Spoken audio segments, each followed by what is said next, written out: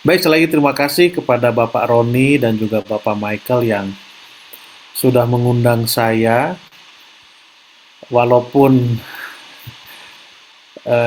sudah cukup jauh jaraknya untuk waktu mengundangnya ya Pak Michael ya, kalau nggak salah hampir 1 bulan ya. Eh, karena kebetulan saya sudah pindah tugas dari Jakarta ke Bandung, dan di Bandung ini juga saya memegang tanggung jawab yang bagi saya masih sangat baru, dan saya pegang 2 tanggung jawab Pak Roni, yaitu kepala bagian kerohanian di rumah sakit, juga kepala sub bagian multimedia. Jadi ada 2 main job yang harus saya layani, karena di rumah sakit itu bagi saya baru ini saya pernah melayani di rumah sakit sebagai kepala rohanian. Lalu ini rumah sakit cukup besar Pak Roni, ada sekitar 800 karyawan yang harus kami layani, ditambah pasien-pasien, keluarga pasien yang datang, lalu multimedia yang harus saya tanggung jawabi juga.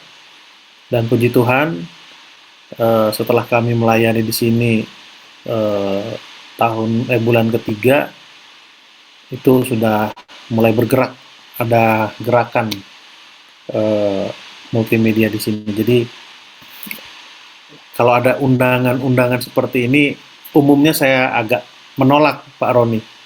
Tapi karena saya tahu Pak Roni yang undang, saya berat untuk menolak. Sehingga saya iakan walaupun jaraknya cukup cukup jauh. Terima kasih, Baik, terima kasih. ya sama-sama Pak. Baik, Bapak Ibu saudara-saudara sekalian, judul pekabaran malam ini, lihat ke belakang baru jalan ke depan. Mungkin agak sedikit menggelitik ya judul ini, atau memancing kita untuk berpikir apa sih pengertian lihat ke belakang baru jalan ke depan. Seperti di awal pembicaraan saya, saudara-saudara, bahwa kita sekarang berada di tahun baru, tahun yang baru ya, tahun yang baru di bulan yang keempat. Artinya masih ada 8 bulan ke depan yang harus kita lalui.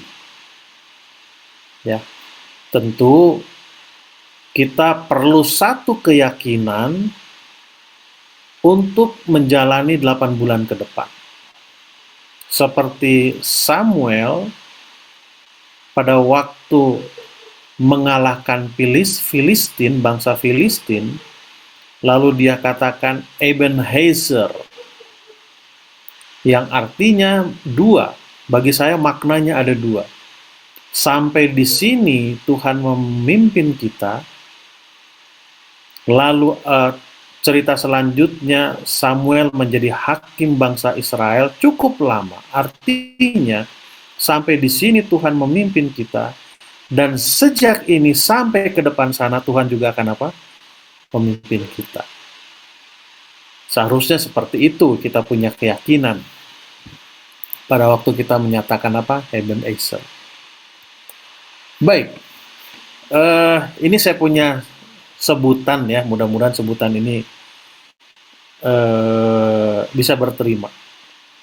Akhir dari satu perjalanan adalah adalah awal dari suatu perjalanan yang lain. Saya berikan contoh begini, saudara-saudara. Saya ingat dulu waktu masih SD, melihat kakak-kakak kelas yang sudah pakai seragam putih biru, ingin rasanya cepat-cepat tamat SD supaya pakai seragam putih biru, tidak pakai putih merah lagi. Setelah masuk seragam putih biru, ada rasa, lebih enak SD ya, SD lebih banyak mainnya.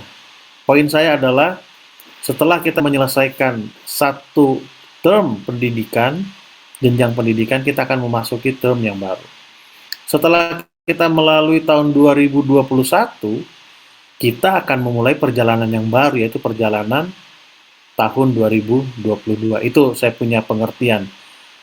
Dari akhir dari satu perjalanan adalah awal dari satu perjalanan yang baru.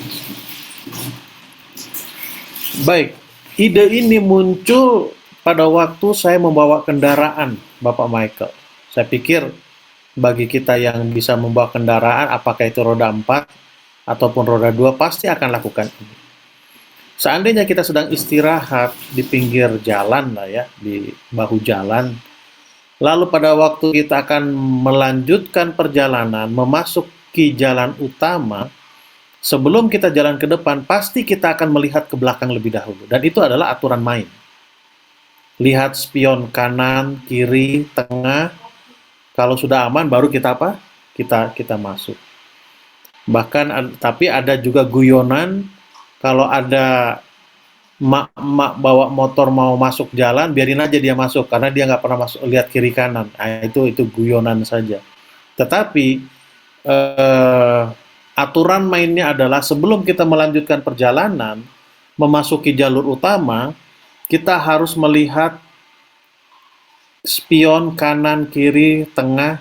Kalau sudah aman, kita baru bisa apa? Melanjutkan. Sehingga sebutan itu mengatakan, lihat dulu ke belakang, baru jalan apa? Jalan ke depan. Baik. Paling tidak ada dua pengalaman yang mau saya sampaikan malam ini. Saya akan sampaikan dalam waktu yang singkat saja ya. Ada dua pengalaman yang akan saya sampaikan tentunya dari perjanjian lama bangsa Israel. Dari Keluaran 14 ayat 16. Jadi peristiwa ini pengalaman yang dialami oleh bangsa Israel setelah mereka meninggalkan tanah Mesir, mereka akan masuk ke tanah padang gurun maksud saya. Ya, jadi pada waktu mereka setelah meninggalkan tanah Mesir, mereka akan masuk ke padang gurun. Di depan ada laut, di belakang ada pasukan tentara Fir'aun, kiri kanan ada halangan yang lain. Artinya mereka nggak tahu mau kemana. Mereka tidak tahu mau kemana. Lalu seperti biasa, Musa dan Harun berbicara kepada Tuhannya. Lalu bertanya, apa yang harus kami lakukan Tuhan?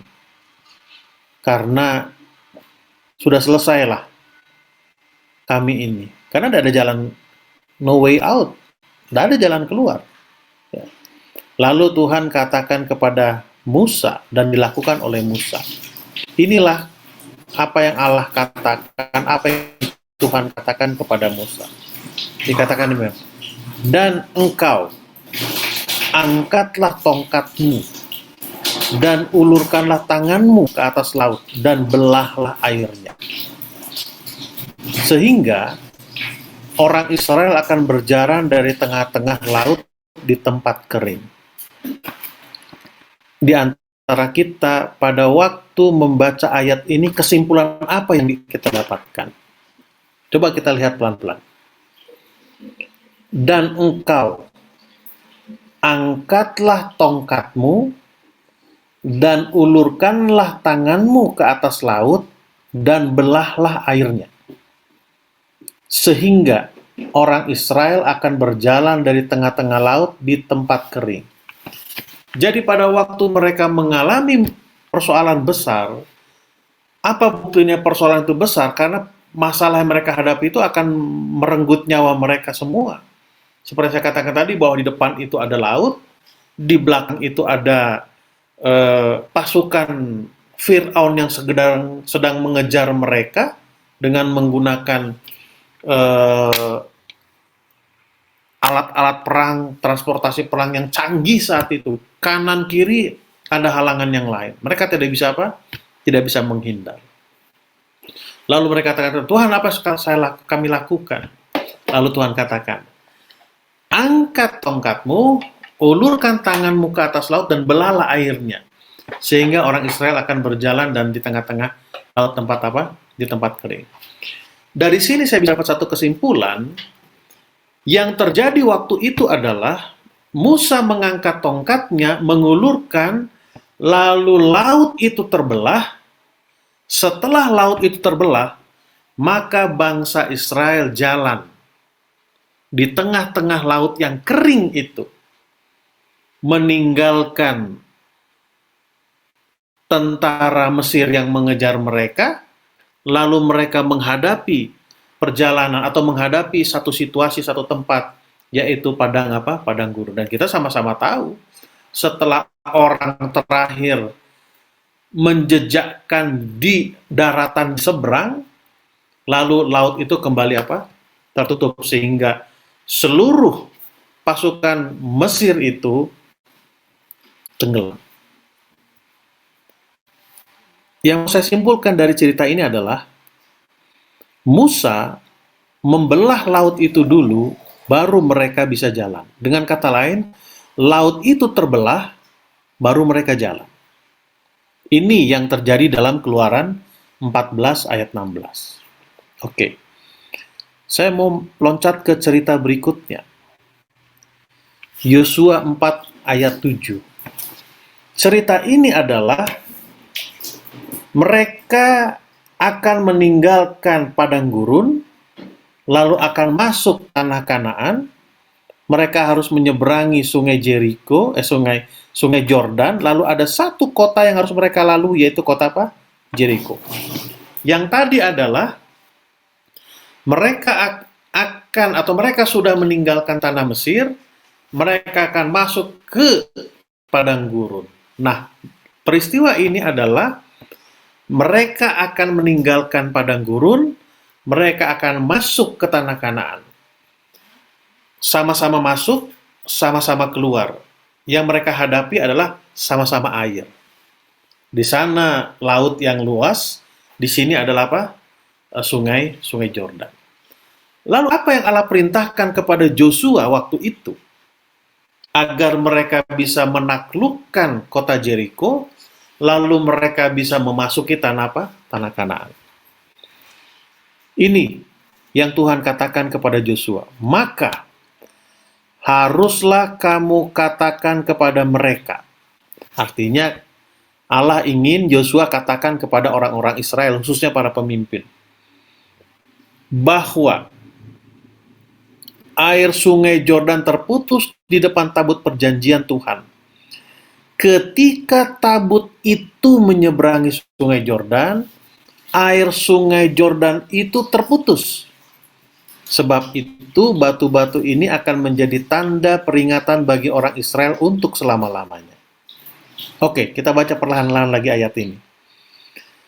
Bahwa air sungai Jordan terputus di depan tabut perjanjian.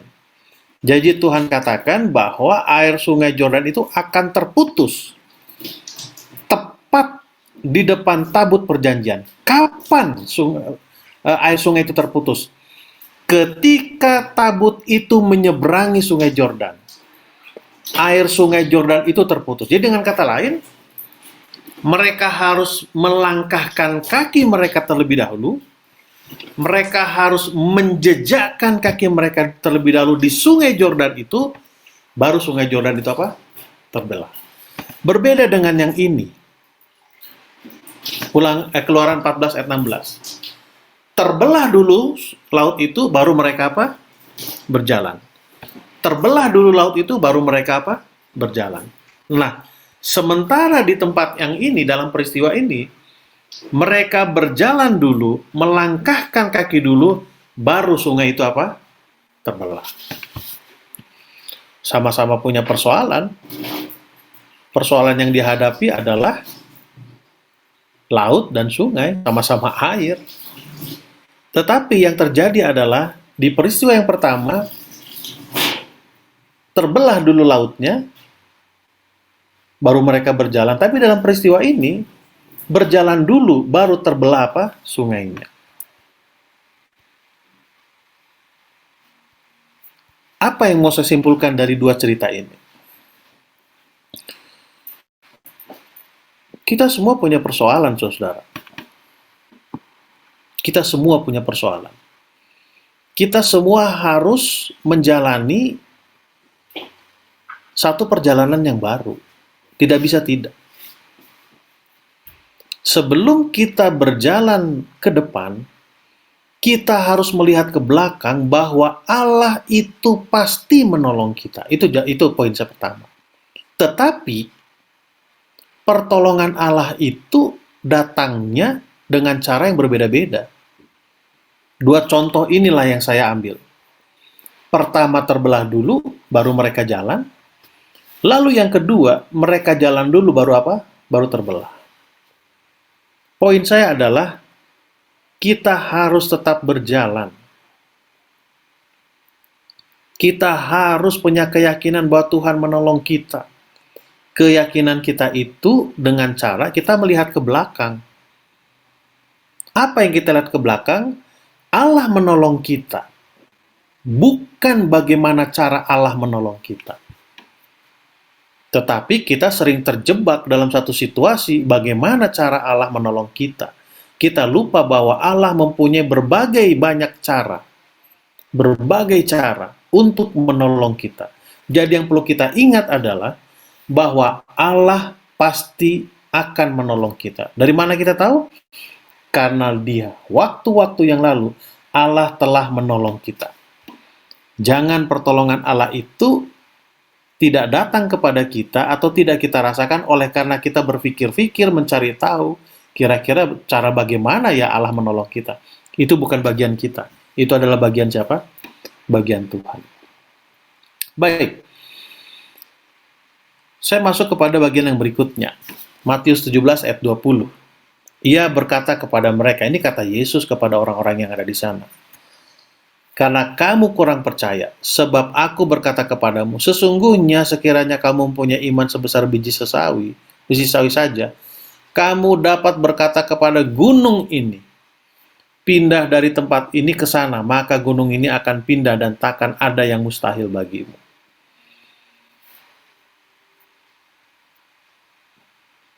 Di dalam situasi atau geographical setting Matius pasal 17,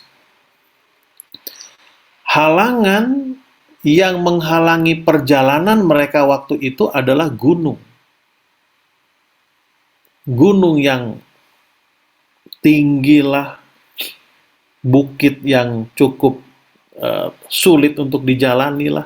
Sehingga tidak heran ada cerita orang Samaria yang baik hati, karena orang itu yang dirampok itu berjalan menyusuri perjalanan yang ada di gunung. Spirit daripada Matius 17 ayat 20 ini adalah, pada saat kita menjalani perjalanan kehidupan kita, ada saja halangan-halangan yang akan menghalangi kita. Dan halangan itu sepertinya seperti sebuah gunung yang tidak bisa dipindahkan. Tetapi ayat ini mengatakan, kalau kamu mempunyai iman sebesar biji sesawi saja, itu sangat kecil biji sesawi itu, maka halangan yang akan menghalangi perjalanan kehidupan kita itu bisa kita pindahkan. Kita bisa apa? Kita bisa pindahkan. Dalam arti kita bisa lalui halangan yang begitu besar yang diibaratkan seperti apa? Seperti gunung itu. Perlu iman. Iman itu adalah satu keyakinan. Satu keyakinan bahwa Tuhan pasti menolong kita. Ya, kalau kita bicara iman, Ibrani pasal 11 ayat yang pertama, saya pernah khotbahkan kata iman ini, satu kata itu sekitar 30 menit. Karena iman adalah dasar dari segala sesuatu yang kita percaya dan bukti dari segala sesuatu yang tidak kita lihat.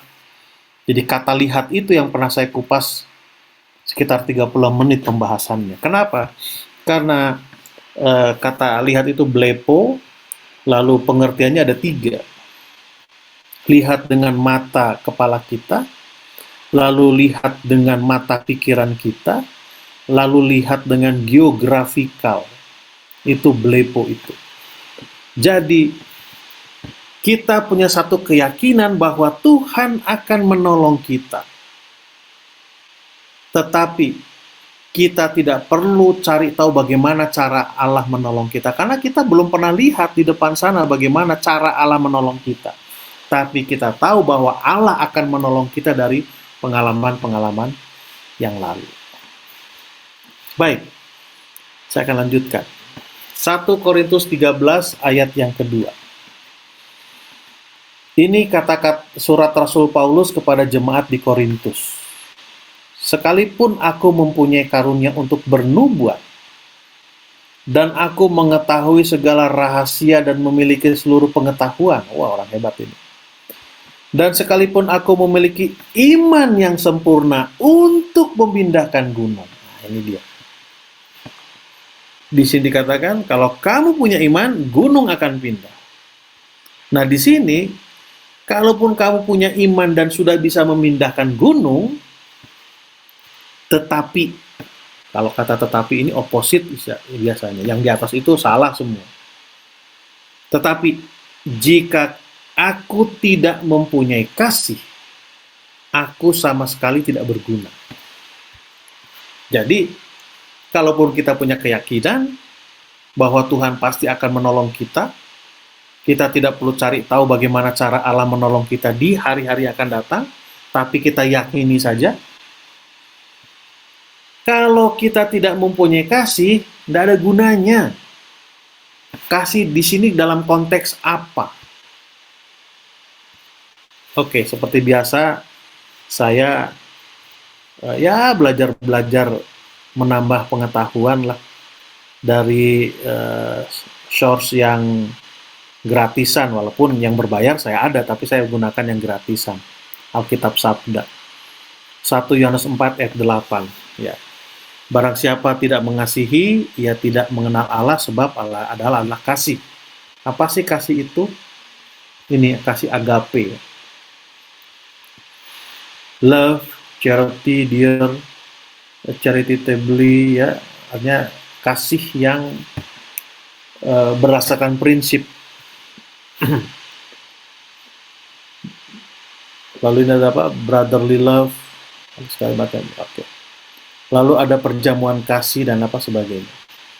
Jadi konteks kasih dalam hal ini itu adalah berbagi kepada siapa? Kepada orang lain. Sharing kepada orang lain. Jadi flow pekabaran hari ini adalah kita harus melanjutkan perjalanan hidup kita. Harus, tidak bisa tidak. Tetapi kita tahu bahwa di hadapan sana akan ada halang-halangan yang mungkin kita rasakan sebesar gunung. Tetapi banyak cerita di Alkitab mengatakan bahwa Allah pasti akan menolong kita. Dari mana kita tahu? Kita lihat ke belakang perjalanan hidup kita. Bagaimana cara Allah menolong kita? Banyak cara, seperti contohnya yang tadi. Terbelah dulu airnya baru mereka jalan, atau jalan dulu baru airnya apa? Terbelah. Dan ini semua tidak akan ada faedahnya, tidak akan ada artinya kalau kita tidak bagikan kepada orang lain. Itulah disebutnya bersaksi atau sharing. Kita harus ceritakan kepada orang lain bahwa Tuhan telah menolong saya. Tuhan pun akan menolong kamu. Mari kita berjalan apa? Berjalan bersama. Ini bagian lain dari apa? Dari kata agape itu, ya. Sehingga saya mengambil satu kesimpulan bahwa kasih agape itu dalam konteks sharing, berbagi dengan apa? Dengan orang lain. Bukti bahwa Allah itu mengasihi kita, dia memberikan anaknya yang tunggal, yaitu siapa? Yesus Kristus. Itu bukti bahwa Allah adalah apa? Kasih. Jadi kasih itu adalah berbagi, sharing. Membuktikan kita mempunyai apa? Mempunyai kasih. Kesimpulan. Kita harus melihat ke belakang sebelum berjalan ke depan. Tidak ada kata lain, kita harus jalan, tetapi harus lihat dulu ke belakang. Lalu yang kedua, mengingat pengalaman Allah menolong kita pada waktu kita lihat ke belakang itu. Bukan bagaimana cara Allah menolong kita. Karena kalau kita mengingat-ingat bagaimana cara Allah menolong kita, akan ada kekecewaan di hati kita. Karena Allah mempunyai berbagai cara untuk menolong kita. Sehingga ada sebutan 1001 cara Allah akan menolong kita. Ada sebutan yang mengatakan kalau Allah menutup satu pintu, dia akan membuka pintu yang lain. Intinya adalah Allah pasti akan apa? Menolong kita. Kehidupan harus berjalan, pasti ada halangan, Tetapi kabar baiknya adalah Allah menolong kita. Dan kita harus bagikan itu kepada orang-orang yang ada di sekitar kita. Tuhan berkati kita. Amin.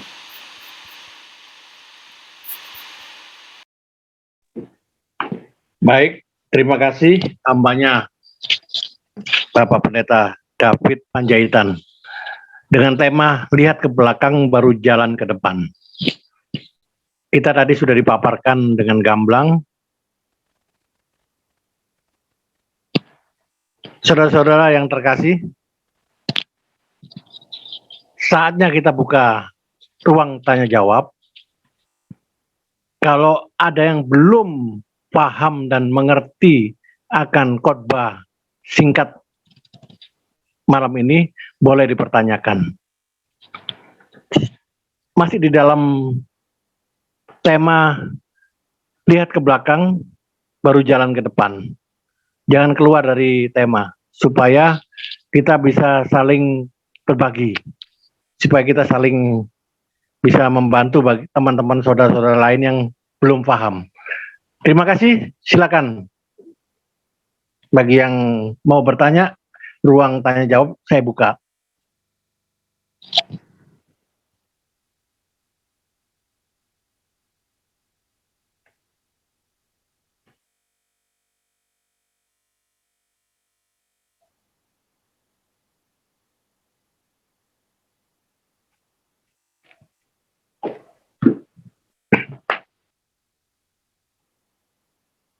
Ya, silakan siapa yang mau bertanya. Baik, untuk memulainya saya akan bertanya lebih dahulu untuk mengisi waktu ini. Baik, saya mau bertanya Pak David Panjaitan. Ya, silakan Pak. Banyak orang mempunyai pengalaman masa lalunya kelam, Pak.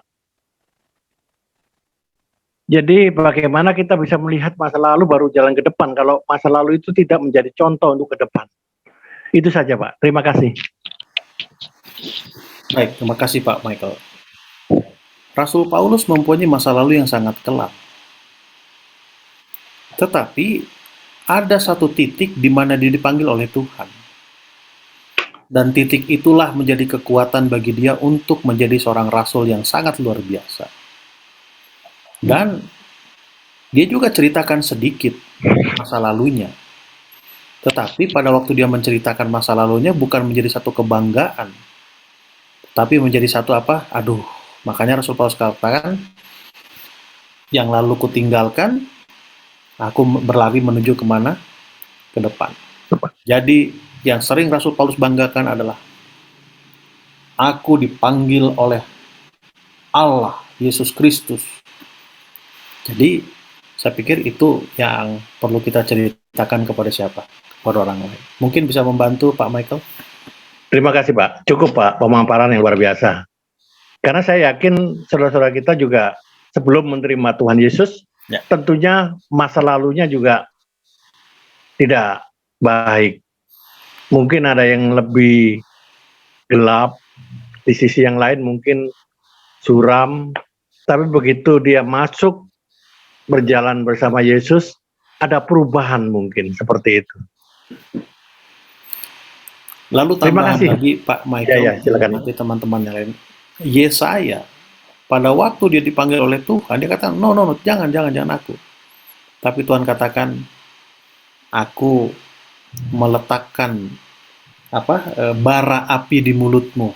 Kan kira-kira. Artinya, semua orang punya latar belakang ya, punya background yang mungkin kelam ya.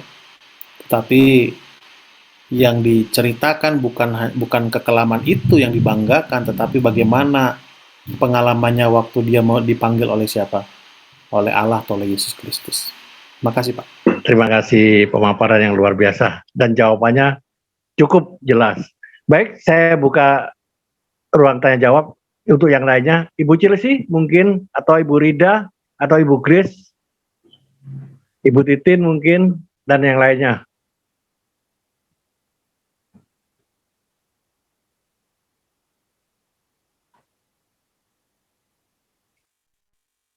Silakan. Jangan malu-malu. Lebih baik bertanya daripada sesat di jalan.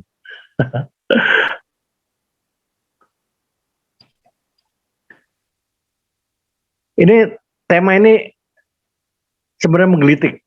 Tema ini tema yang pernah saya pernah khotbahkan juga.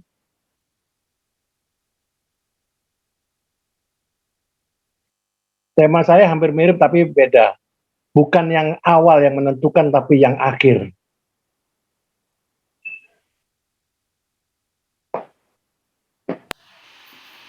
Itu hebatnya firman Tuhan, Pak. Kita bisa lihat dari 360 derajat sudutnya. Silakan. Mungkin Pak Roni sendiri mau tanya. Silakan Pak Roni.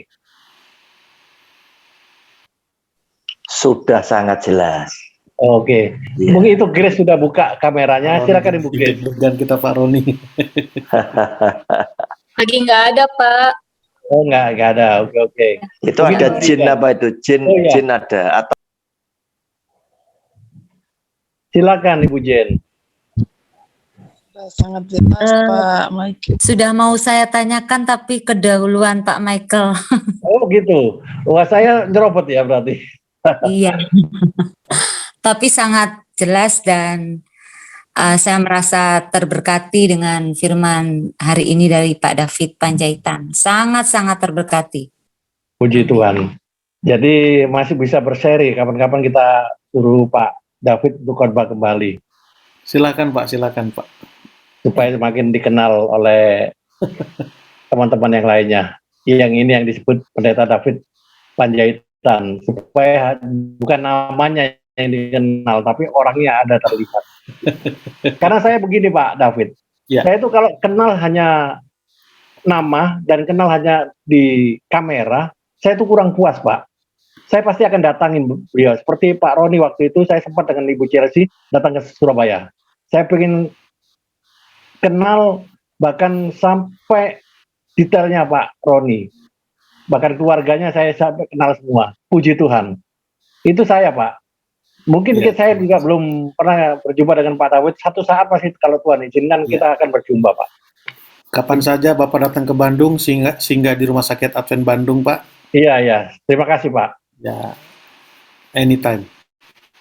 Jalan Setiap hari ada, Pak. 161. Setiap hari di sana Pak ya. Setiap hari dari hari ya artinya di stay di sana dari Senin sampai Jumat, kadang Sabtu Minggu juga ada di sana, besok saya ada di sana, Minggu juga ada di sana. Kebetulan kami ada pekan doa. Pekan doa mulai hari Minggu sampai hari Sabtu yang akan datang. Jadi itu dimulai jam 6.50 sampai jam 7.50. Jadi kami harus ada di kebetulan ditayangkan secara live dari studio kami yang sudah kami bentuk di sana, Pak. Dari Jakarta ke Bandung Bandung. tidak terlalu jauh Pak. Begitu tanya rumah sakit Advent dekat Pak. Kalau kita keluar tol Paster ya sekitar 10-15 menit lah sampai. Oke. Itu di Cihamplas kalau Bapak pernah dengar STBA Sekolah Tinggi Bahasa Asing itu depan-depanan. Oh ya. Mudah Oke, dicari. terima kasih penjelasannya Pak. Ya.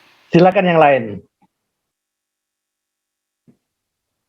Silakan Bu Rida atau Nenek mungkin Bu Jen mau tanya, silakan. saya tambah? Lorida. Jelas Pak. Saya Cukup. tambahkan aja Pak Michael. Ya. Jelas dan sangat Puji Tuhan. dalam ini. Silakan Pak Roni. Ya, tema yang dibawakan Pak David hari ini itu sangat bagus untuk kehidupan orang beriman ke depan. Khususnya saat Anda sedang menghadapi persoalan. Ya, tadi dipaparkan oleh Pak David ya bahwa Tuhan itu pasti menolong. Pasti menolong. Demikian pula kita berjalan itu pasti dapat persoalan. Namun tidak perlu kita tahu bagaimana cara Tuhan menolong. Karena dia punya jutaan cara untuk membuat kita selamat. Nah, kemudian apa yang Anda harus lakukan?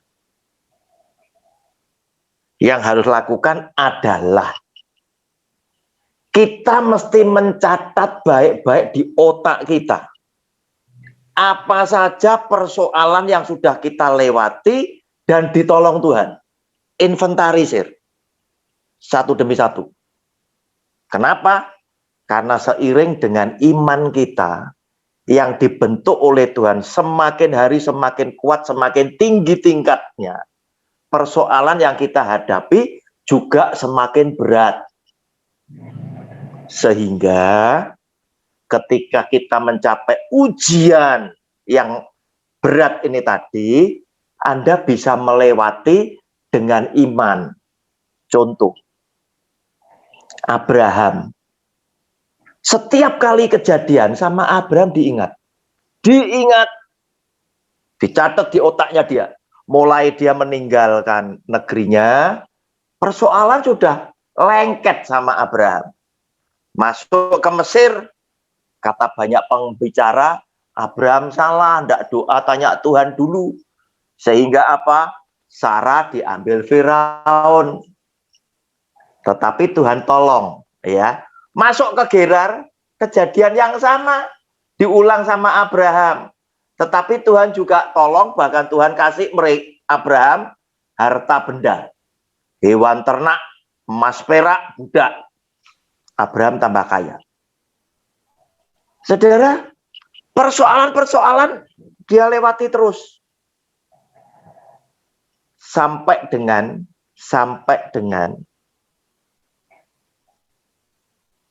Abraham begitu yakin bahwa apa yang dikatakan Tuhan tidak pernah tidak ditepati. Dia betul-betul punya anak. Di tengah-tengah yang tidak mungkin. Sudah tua. Umur 90 sama umur 100 punya anak. Tetapi ada satu yang Tuhan katakan belum terwujud. Yaitu keturunanmu jika bisa dihitung akan seperti bintang di langit banyaknya. Dan dari anaknya Sarah, dari Ishak. Nah, semua dicatat. Oleh karena itu, sekarang coba kita lihat, ya, kita lihat di Ibrani pasal yang ke-11. Abraham itu akhirnya berpikir loh. Makanya kalau ada pembicara ngomong iman itu jalan saja, tidak usah banyak mikir. Saya protes. Pendeta yang khotbah ini. Ibrani 11 ayat 17 sampai dengan 19. Perhatian kita di 19. Karena iman maka Abraham tatkala ia dicobai mempersembahkan Ishak. Ini ujian yang maha berat. Ia yang telah menerima janji itu rela mempersembahkan anaknya yang tunggal. 18. Walaupun kepadanya telah dikatakan keturunan yang berasal dari Ishaklah yang akan disebut keturunanmu, yang banyaknya seperti bintang di langit. Karena ia berpikir, nah itu digarisbawahi. Dia berpikir, iman itu berpikir. Dari mana dia berpikir? Dari catatan yang lalu. Bahwa Allah berkuasa membangkitkan orang-orang sekalipun dari antara orang mati. Dan dari sana ia seakan-akan telah menerimanya kembali. Abraham berpikir sederhana. Kalau keturunanmu banyaknya seperti bintang di langit, itu dari Ishak. Berarti kalau Ishak tak persembahkan, aku nanti akan pulang dengan Ishak yang tetap masih hidup. Nah, Bapak Ibu, inilah yang penting kita lakukan. Setiap berkat pertolongan Tuhan, jangan Anda lupa. Catat semua. Supaya apa? Ketika kita menghadapi persoalan yang lebih berat, kita bisa berkata seperti apa yang dijabarkan Pak David tadi. Kita noleh ke belakang hanya untuk ngelihat apa? Kemarin Tuhan tolong aku. hari ini Tuhan akan juga selamatkan aku. Terima kasih Pak Michael. Pak David, terima kasih. Firman-Nya tadi memberkati saya. Terima kasih juga Pak Roni atas tambahannya melengkapi pekabaran tadi. Terima kasih sama-sama. Baik, mungkin ada yang lain. Ini Pak Yohanes. Siapa ini Pak Yohanes? Silakan Pak Yohanes kalau mau bertanya, buka kameranya Pak. Pak Roni kenal Pak? Pak Yohanes ini. Pak Yohanes, mungkin saja. Iya, karena ditutup Iya. kameranya, jadi kita nggak tahu wajahnya. Iya. Atau Baik. mungkin Yohanes banyak Pak. Ada Iya, Yohanes. iya, Masih di Saya. jalan. Lagi di jalan ya. Oke. Oke. Itu Bu Sinta, Pak. Oh, Bu Sinta. Bu Sinta. Kok pakai nama Nah, Yohanes makanya ini? Bu Sinta pakai Yohanes kan ya bingung kita. Iya Bu Sinta. Iya, Bu Sinta. Terima kasih, sudah cukup. Dijawab aja cukup udah. Bu Chelsea silakan. Biasanya Bu Chelsea ini suka bertanya. Saya bingung mau tanya apa, Pak. Terlalu jelas penjelasannya. Pegangan dulu pegangan. Apa yang bisa dipegang di sana? Saya bingung. Cuman sih mengambil poin aja. Yang harus dipelihara adalah iman. Memang harus lihat ke belakang supaya ke depan jalannya lebih pasti. Jadi kalau sudah lihat ke belakang, semakin lama iman kan semakin bertumbuh ya dengan kaca spion di belakang. Tapi jangan lihat kaca spion juga terlalu lama, bahaya juga kan nggak lihat ke depan. Itu aja sih, firman Tuhan ini sangat menolong kita supaya intinya dengan persoalan menimbulkan iman yang lebih bertumbuh lagi. Dengan mujizat kita bisa melihat kuasa Tuhan itu, sehingga terbentuk iman itu kepada Tuhan. Itu aja. Terima kasih Bu Chelsea.